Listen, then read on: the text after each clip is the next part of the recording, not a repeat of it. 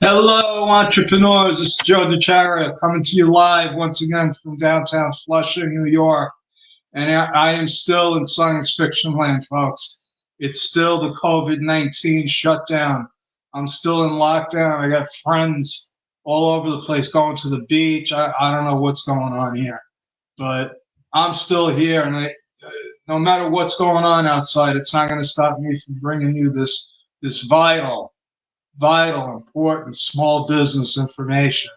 And tonight, what I'm doing is I'm going to give you a brief rundown of my free webinar tomorrow, which I'd like you to register for. It's right here. How does that work? Okay. No, you go from left to, yeah. Everything's like backwards, but you go howyoucanwinatbusiness.com and register, and I'll give you a brief summary right now of what I plan on covering.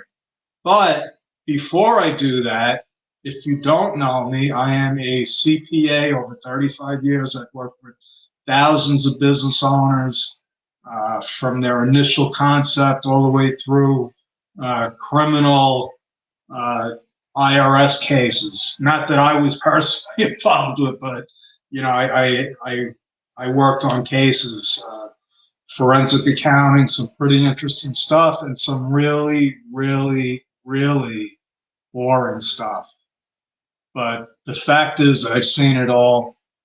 It's been pretty exciting. And now instead of just doing it, I like to teach people about doing it. And based on my experience, not only as an accountant, but as an entrepreneur, I'm a serial entrepreneur. I love business and I failed at it many times.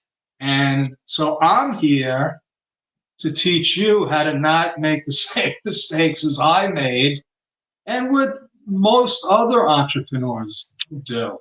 So what does win at business mean? What do I mean by that besides the acronym of why, what's your purpose, your intentionality? You have to do business intentionally. And N is for never, never, never, never give up. Okay, that's how you win at business. Now, the truth is that what does that mean, win at business?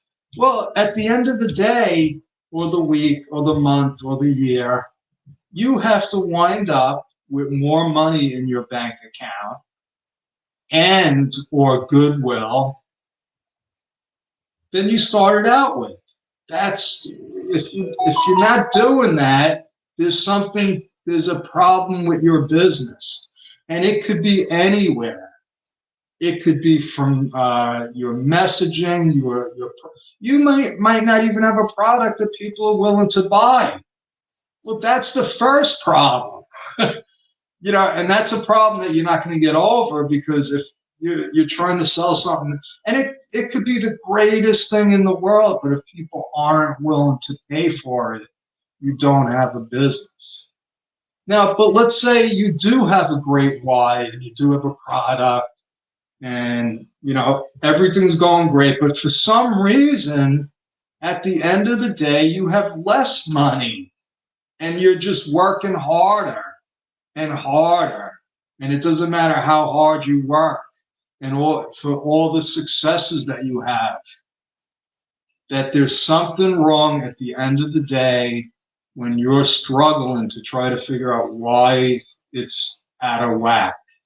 Now, for me, as an innocent bystander, I've seen firsthand the sequence of events, and after a while, you start recognizing patterns, personality types, control freaks. That I can tell you right now, if you're a control freak, you're only going to be able to do as much as time will allow you. So if you think knowing every little detail of your business is a good thing, it's not. Okay? So only the people that have learned to let go and learn how to delegate and automate are the people that really grow strong, healthy businesses. But here, let me paint you a picture. Yeah. And it's pretty simple. The picture is you have something to sell. Okay, this is a really cool gadget. What it does is, I'm probably going to start selling these. My girlfriend just ordered a ton of them from her supplier. But all it does is it gets your blood circulating. And everybody I show this to, they want it. And I think I'm going to brand it. And, so let's say people buy this. Well, there's now the thing is, okay, well, I got to show it to them. I got to get it to them. I got to get the payment. But at the end of the day, I want them to buy this thing, and I don't even know what you call it. I don't know if it has a name, but if it works, it's one of the easiest. And you don't need to be bald. You don't have to be bald to use it. You can actually have hair, and you can. So this is. I think I'm just going to do this. So I want to get people to buy this. And at the end of the day, I want more money in my bank account. Hopefully I'm charging, $10 for this and I'm paying $1.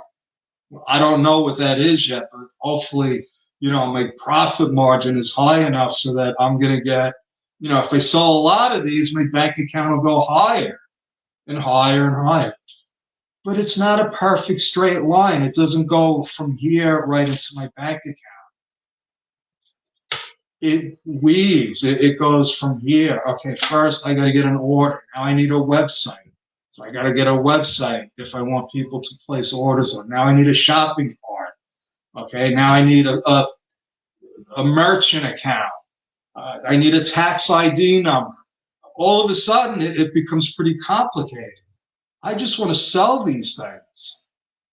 Now I got to open up a bank account. I got to incorporate. So there's all these other things that, I'll put that off till later.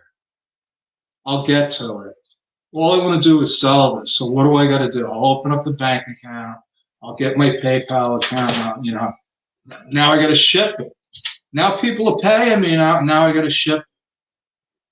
So that's another thing. So it's a pretty simple concept. I just want to sell this stupid thing, and I want the money to go into my bank account. Why do I have to start getting involved with all these other things that I have no idea about? I need to get my bookkeeping done. I need insurance now. What kind of insurance? Holy crap. I just want to sell these stupid little yellow things. It's easier if I just went on the freaking corner and sold them for cash. But people don't even have cash on the street anymore. They're going to still want to pay with a freaking debit card. So here I am now. All I want to do is sell. I'm great at selling these. I'm great at this. Okay, selling them isn't the problem. Okay, and I start selling a lot of them, and I get a lot of money in my bank account. I'm happy. I'm happy. And then I start getting notices about payroll taxes and registration. And I forgot about all that stuff. Now I got to get an accountant. Okay. Take some of that money out. Now I'm paying the accountant. And the accountant tells me I owe the IRS 20 grand because I was supposed to be paying payroll taxes on that stuff. All of a sudden, I got to sell a lot more of these because now my bank account is in the negative. I didn't know about all that stuff. I just want to sell these things. And you see, that's what happens with every business. Every business has the same story. At some point, something along the line is clogging up the money. It's holding it back. It's making it smaller. The expenses are higher than they should be. The technology isn't working the way it's supposed to. The vendors aren't reliable. There's all kinds of stuff. And forget about it. If we have, a pandemic, what's that going to do to business? Okay. So what I'm going to do